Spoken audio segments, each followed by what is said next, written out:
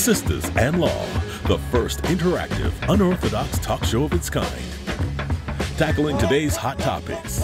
Join the conversation and participate. Hear unique, passionate views from practicing attorney Rosalyn Charles and Judge T.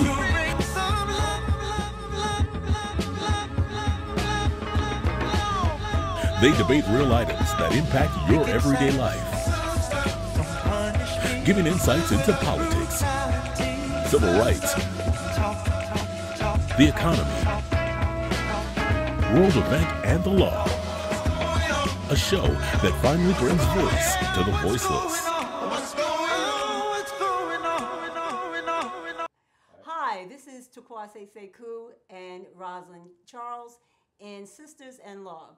We're here today talking about some very important topics. And Sora, why don't you tell them what we're talking about today? Well, in addition to, again, very provocative topics, we've got Obamacare, the removal or the attempt to remove Obamacare, Obamacare itself and some of the benefits as well as some of the flaws that are embodied in the legislation. And then we're going to take a short period of time and talk about criminal appeals and what the realities are of actually moving forward after you've been convicted of a crime. They seem somewhat interrelated, but we'll get there. See you in a few minutes. What's going on? What's going on? What's going on? Well, let's talk about Obamacare. One of the things that I think that we have gotten a false narrative, I should say, from our President Trump, as he sat up signing some papers and showing them to the world as if he has abolished Obamacare. Remember, that was done through a Supreme Court ratification. Well, that is not... Yeah, but specifically what he did in that executive order is to basically tell all of his departments to slow down and not ratify anything with Obamacare that causes any kind of monetary penalty to the state, to any institution, or even personally. So on some levels, at least moving forward, you get a tax penalty if you haven't signed up for health care. So maybe I guess it applies to the average It Joe. also applies to any institution that gives abortion or does any assistance to abortion. Very true. Those parts. But the parts that they want to take, they want to keep. Now, this is one of the things that I appreciated about President Obama. He said he doesn't care what you call it, whether you call it Obamacare, the Affordable Care Act, Trump Care, whatever name they want. The purpose of the action is not something for his enjoyment or for him to go around going rah-rah. It is for that every person here in the United States to get covered by insurance. So one of the things that the Republicans have agreed that they love about it is to be able to stay on your parents' health insurance until you're age 26, and to be able to have health insurance if you have pre-existent health injuries or cancer. But picking up on your point, when they sit there, when whoever is seeking to repeal it, and there is some law out there now, yes, alleged law for the replacement of it. I'd like to know really what it's what it the is. Republicans have been saying that for for the last 5 years, that they have a plan. They have a plan. We still haven't heard it. Well, even through the entire campaign, even Trump said he had a plan, but he wasn't going to reveal it until he became president. Well, he's been president now. He's signed all kinds of executive orders, and the plan has yet to be revealed. One of the things that he has advocated himself. You know what I think they're going to? You know what I think they're going to? I think they're going to just take out a few little things and replace it with put their stamp on it and call it Trump Care. And President Obama could care less. Exactly. But the bottom line, it's not called, the legislation is called the Affordable Care Act. Obamacare was put on it as both a positive spin and a derogatory spin, right, for the purposes of the Republican Party or whoever. Or well, bashing at the end of the day, back when Trump had a little bit of sanity, he was under the belief, as was Bernie Sanders and Hillary Clinton in the beginning, that we should have universal health care. We're the only civilized country in the world that does not give their entire citizenship health care, that has to pay for health care. Because those countries recognize the high cost of health care. Those countries recognize, forget about just cost, just that in many respects, it's a right. If your people It's are been healthy, inalienable right as a citizen to take care of your citizens. We know that if you go to the hospital, how much it costs if they give you one aspirin, you get a hospital bill for $300. Those are some of the issues that Obamacare sought to address. But if you don't have health care, they cannot deny you if you go to the emergency room. They still have not dealt with that particular issue. That is one of, I guess, the flaws of Obamacare, is that it makes you have to personally purchase your policy, and we have a number of states who have not been cooperating with that process. Well, if you go across just New Jersey, Obamacare is much more expensive here because the administration within the state of New Jersey did not cooperate with those exchanges. You go across the river well, to we the could state we of could New think York. that's where our governor. Well, you go across the state to the state of across the river to the state of New York. Your policy or your premiums are almost half of what they might be if you're here. New Jersey is one of the highest in the country. Poor people in general, even though they get all kinds of benefits as a result, tax credits as a result of engaging in Obamacare, still experience some of the higher I think rates. I will agree. I think that small businesses, if you only have 5 or 6 employees, it is difficult for you to give insurance to a small number of employees. However, large businesses are getting tax breaks that the small businesses, because they don't have enough employees, I not would be get. full throttle in favor of repealing and replacing the Affordable Care Act if it took into consideration a public option which would take the weight off of businesses and everybody else where they had to pay premiums. If somehow it was, in fact, some kind of a tax credit to the individual for the purpose of buying. If you know what, then I think that every doctor, if you are taking the oath, the creed that you shall harm no one, should not deny someone who comes to their office and has an illness and has insurance that may not be, because right now the way the Affordable Care and the adjustment, and the reason why it doesn't work, there have been doctors who have been able to take themselves out of the pool. Yes. I've actually had when I was in between private and having to pay my own insurance, doctors who would not take certain insurances because they know that they can only. But doesn't that still exist with? I have Aetna right now. Aetna's not accepted pretty much every place else, but Blue Cross Blue Shield is the best in the right, world. but let's say I change the Cigna. Yeah. Certain doctors don't take that. What's the difference between Obamacare and private insurance outside of Obamacare? Well, one of the things I think those are the questions that are legitimate questions. However, it does not take away from the fact that the majority of people who are in low-income jobs, at your McDonald's, at your grocery stores, those who are working at maybe car part stores, who are at low to minimum wage jobs, do not have enough money. They're not making enough money to have anything deducted out of their paycheck to get insurance. So they opt out of getting insurance. Of course. They go to sick. They go to work sick, which is the giving fallacy colds of this to each other. Because even when it went through Congress when Obama had a Democratic Congress at the time. Even those Democrats who moved that legislation forward bargained out the public option. And we have to wonder why. But there were some Republicans who actually took advantage of Obamacare that are in office right now. But what I'm suggesting is this is just not just a partisan issue. No, it's not. When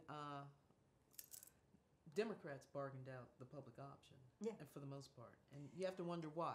Well, because you know what? The fact is, everybody should be covered. Who benefits? Everybody should be covered. That Who's way. lobbying them? Well, see, this is another way that Trump businesses can make money. If we don't know his taxes, we don't know who he's invested in, what insurance companies he might be invested in, we can't tell how he's making his money. As far as I'm concerned, it is probable that everything is probable that he's making money off of it. Why? Until I see the taxes, Well, you're not going to see those taxes. Well, I'm going to be advocating them, ladies and gentlemen, seriously each redacted, and every time you see me talking, until this is over, until I see some part of those taxes. It's important. Health care should be an inalienable opportunity and right to each and every person who pays taxes and actually shows their income taxes to the IRS every year. Well, what about if you don't pay taxes? Even if you don't, if you are a citizen in this country, and you can't work, you're on disability. Well, they're covered through Medicare. I don't care if, let's say you were born with a disability and you never worked, you never put it into the insurance. Should you not be able to be covered? Most people, I think, Medicare and Medicaid, but they're trying to cut that also. Why? They're indicating those. You're talking about the Republicans. The Republicans. Is it all just the Republicans? I'm just curious. Well, you know what Democrats are. They become Republican-esque when it's to their benefit. That's where you get your purple states. Okay. Those are our purple states. Okay. Well, I think, ladies and gentlemen, it's important because I don't know how many of you are covered by insurance. How many of you have insurance through your jobs? How many of you are paying COBRA, which is ridiculously expensive? How many of you are actually benefiting from some sort or some part of the Affordable Care Act? I don't care what you call it. It is not Obamacare. It's the Affordable Care Act. And why is it called the Affordable Care Act? So everyone can afford to have insurance. So if anything, that I applaud the Republican Party if they do this, make it more affordable, keep it in place, tweak it, and make it better for everybody. And consider the public option. That might solve all the problems. So we can have even the call same insurance Trump president that the congressmen have and that the senators have.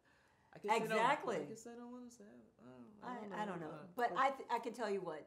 You give us a tweet, Instagram, give us some information back on our Facebook, on our webpage. Let's discuss it. Let's continue this conversation with Sistas in Law. What's going on? What's going on? What's going on? Well, T, we've covered a lot of information here.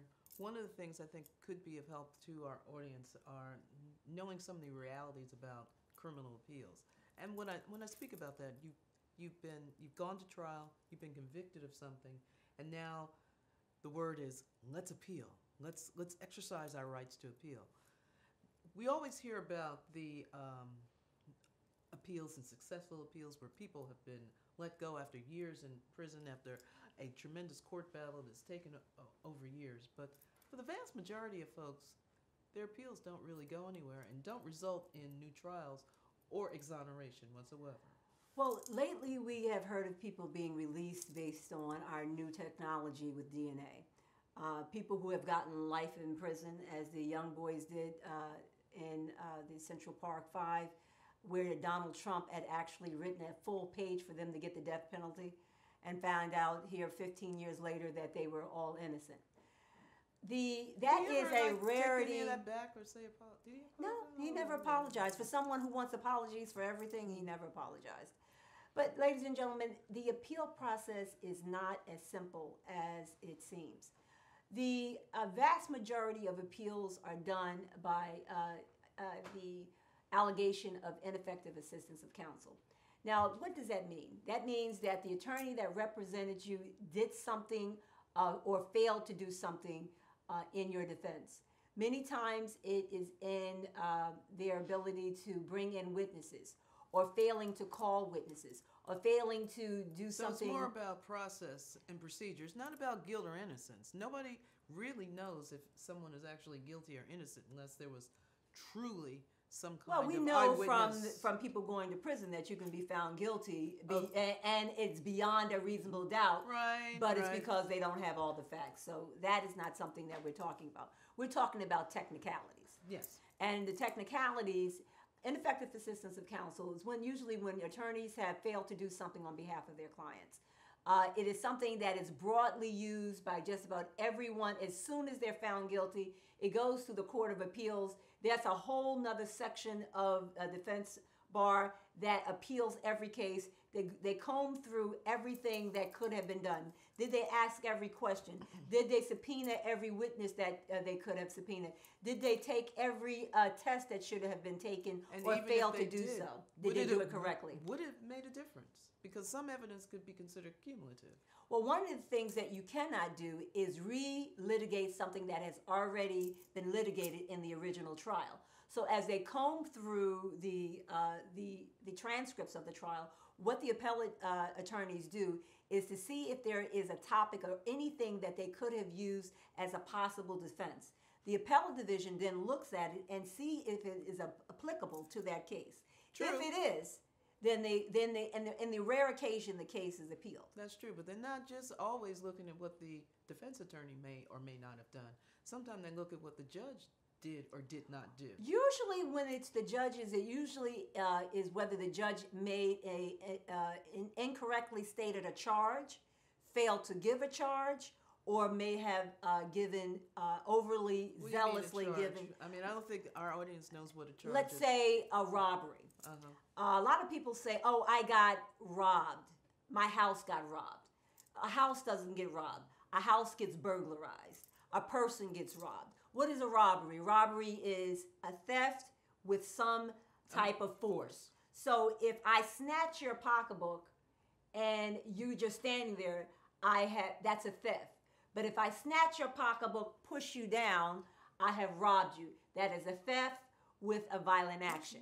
So you can go from a theft, which can be something as petty as a disorderly person's, and no jail time and a probationary sentence. Pull a gun, use a knife, use your fists.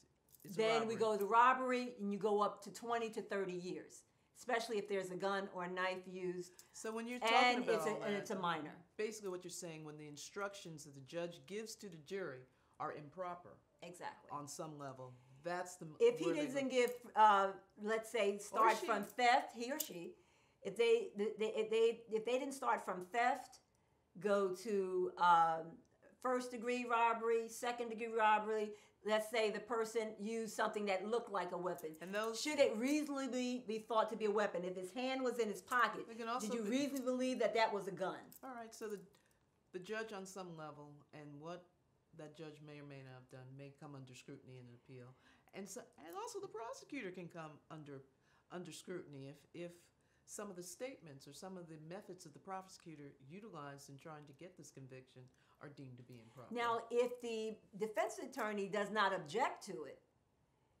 it may not go anywhere. The defense attorney must object to the action that the prosecutor took, and the judge then override the defense attorney's objection. And I guess there's one last aspect to appeal. If whatever happened within the course of those proceedings, meaning a trial, just amounted to something that was so egregious that it offends the sensibilities of the appellate court, then they will consider overturning. But it doesn't mean you get out of jail. Remember, it just means these you get are a new still trial. judges that are looking at the decisions of other judges. And although they may be colleagues, there are stair steps. There's levels of judges that are, which you call comrades. The appellate judges usually stay within their own bubble because they know that they are overseeing the state judges' decisions.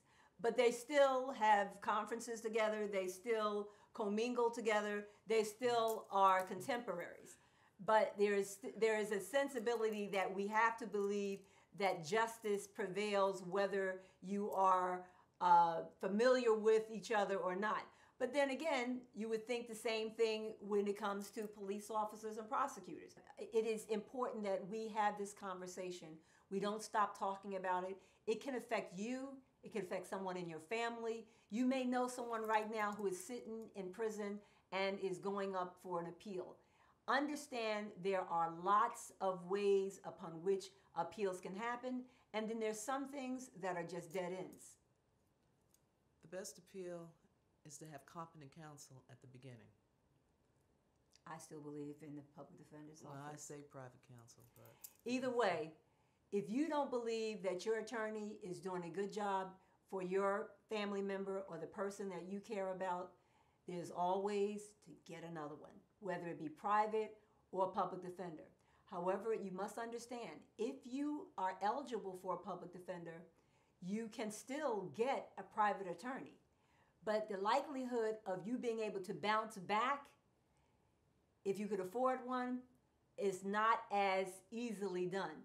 So unless you really believe that you're not getting the type of defense that your family member actually should be, or you find that there's some lackadaisicalness in how that attorney works, but you have to understand there is a process. It does not work on your time. There's a process between the prosecutor's office, between the defense attorneys, the calendars. There's municipalities that have hundreds of cases on the calendars and others who don't. But be very, very mindful. An appeal is something that is a long process. And a good defense starts at the very beginning of the process, not thereafter. You can't relitigate the case. The bottom line is, if you're convicted, good luck. Do the appeal. Good luck. With a good attorney that has specializes in the appellate division. Yes.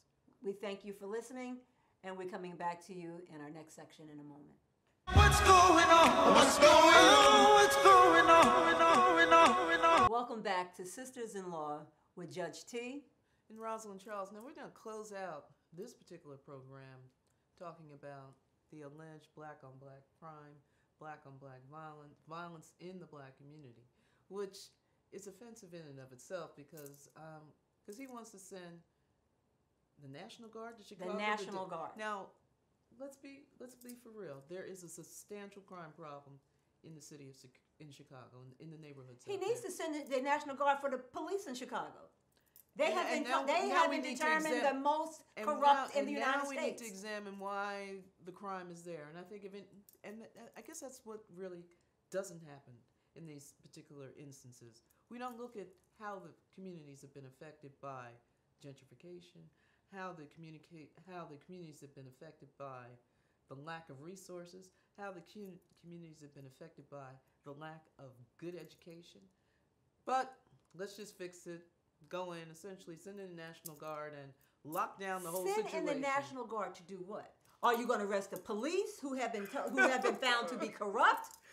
Or do you arrest the community because they're going to be in? I imagine there's certain people within that community would welcome a good police presence of some sort to control some of the random violence. If you're going to send in alternative police, shut down the entire Chicago Police Department, have a police department in there until you can put together a good police department that is actually functioning for the not community, hiding evidence, then I agree with that. Holding on to but if you're sending in the National Guard to take care of the crime, which crime? The police crime or the crime that's going on within the community? Because we're not saying that crime is not going on in Chicago. It's going on in Chicago because police choose to be lax where they're benefiting from the crime. Trust me, there are cops getting paid off the top. There's cops that are getting paid off the top from drug dealers. There's cops who are getting paid not to go into certain areas at certain times because certain gangs are owning on certain territories. We're not stupid. I've been doing this too long to know that there are your experiences. My experience as a defense attorney. I have had experiences where clients have said to me, you know what, Judge? At that time, Sekou, when I was arrested, he said he took $250. He took $2,500 off of me, but because I didn't have the $5,000 that I was supposed to pay him every week to stay off my beat, I get arrested. So you suggesting that the cops are actually gangster? Hey, the cops are gangster. Chicago's been gangster for a bit. All right, we can take it back all the way to the gangster days. Into the crime that is taking place. Absolutely, because what we've heard about, we know that they have determined that there is illegality going on within the corrupt police system going on in Chicago. They have not given us the details. Well, wouldn't that in and of itself be a reason to send in the National Guard? But not for the people in Chicago, for the police department in Chicago. You would suggest then let's go and shut down, replace the criminal justice, or repeal and replace Chicago's police department until we can get one that works. All right. That works for me. Yeah. And ladies and gentlemen, think about it. You're talking about sending in our military into a community to police a community that has supposedly a dysfunctional police department. Who are they really policing? Because I can tell you, Donald Trump is not trying to put in no police officers in jail. Law and The order. law and order president is trying to get you front and back with a corrupt police department and using the military to back them up. If it starts in Chicago, it can start where you are. It's not going to end. If he gets away with sending in our military to police communities that have functioning police departments, it will be at your house, in front of your door, at your schools, and in your community. We want to hear from you. Should police departments be circumvented by our military on homeland security I outranking? think they should if they're dysfunctional. If they're dysfunctional, which Chicago has been started. But Okay. remember, our law and order commander-in-chief thinks he's king. He wants to be a dictator of all things orderly. Well, we shall see. We'll see. We But shall we will only know what you think if you tell us. Tweet us, send us your Instagram, your Facebook, your Twitter. We need to know. Look for us on Facebook Live. And we will be coming up with our website where we can have a continual conversation where you can see what we're talking about and you can tell us what you want to hear. We'll talk to you soon with Sisters in Law with Judge T. And Rosalyn Charles. See you soon. Take care. What's going on? What's going on? What's going on?